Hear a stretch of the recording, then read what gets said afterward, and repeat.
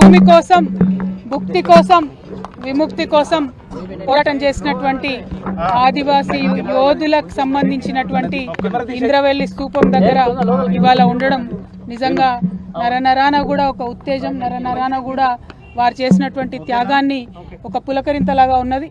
మరి వారి త్యాగాలను గుర్తు చేసుకొని తెలంగాణ రాష్ట్రాన్ని అభివృద్ధి చేసుకుంటూ వచ్చినాం. వారు ఏదైతే భూమి కోసం పోరాటం చేసినరో తెలంగాణ రాష్ట్రంలో కేసీఆర్ గారు ఈ మొత్తం యావత్ తెలంగాణ ప్రదేశంలో ఉండేటటువంటి గిరిజన ఆదివాసీ సోదరులందరికీ కూడా మరి భూమి మీద హక్కులు ఉండాలని చెప్పి 4.5 లక్షల ఎకరాలకు భూమి హక్కులు, అడవి హక్కులను 2.5 లక్షల ఎకరాల పైచిలకు ఆదివాసీ గిరిజనుల సోదరులకు ఇవ్వడం జరిగింది.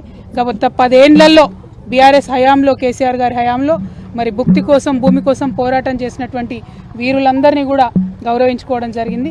అటువంటి ఇంద్రవెల్లి స్తూపం దగ్గర ఇక్కడ ఉన్నామంటే నరనరాన కూడా మరి వారు చేసినటువంటి త్యాగం, వారు చేసినటువంటి పోరాటం మమ్మల్ని ఇంకా ఉత్తేజమిస్తుంది. మాకు ప్రజల పక్షాన, ఆదివాసీల పక్షాన, గిరిజనుల పక్షాన, మహిళల పక్షాన, దళితుల పక్షాన, బహుజనులందరి పక్షాన నిలబడి పోరాటం చేసేటటువంటి ఒక స్ఫూర్తిని బీఆర్ఎస్ ప్రతి సైనికుడు కూడా ఇవాళ ఇంద్రవెల్లి స్తూపం దగ్గర నుంచి తీసుకుంటా ఉన్నామని చాలా సగర్వంగా తెలియజేస్తూ ఉన్నాం.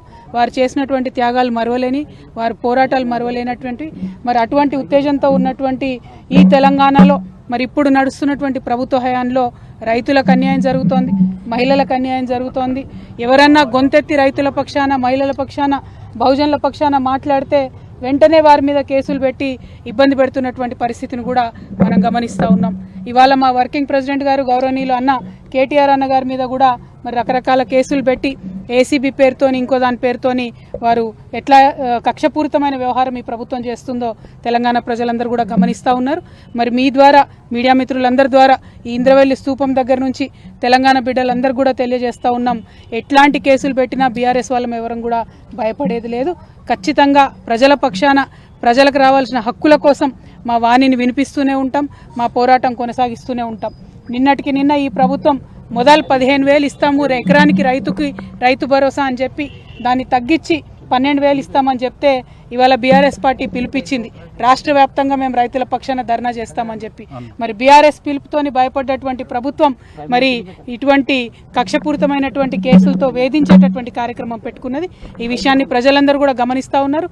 ప్రజా కోర్టులో ఈ కాంగ్రెస్ ప్రభుత్వానికి శిక్ష తప్పదని కూడా ఇంద్రవెల్లి స్తూపం దగ్గర నుంచి మేము చాలా సగర్వంగా తెలియజేస్తా ఉన్నాం.